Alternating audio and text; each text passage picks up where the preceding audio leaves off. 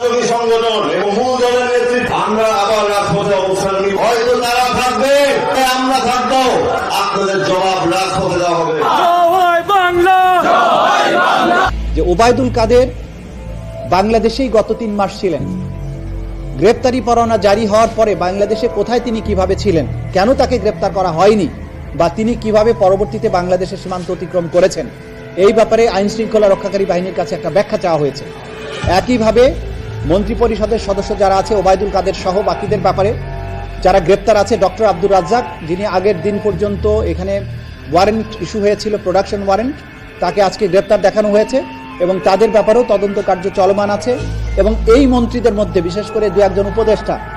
যারা গুমের সাথে জড়িত ছিলেন, যারা গুমের মধ্যে 2-1 জনকে ছাড়ানোর ব্যাপারে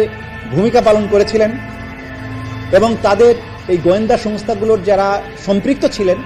তাদের সাথে গুম কমিশনের ইন্টারভিউর মধ্য দিয়ে এটা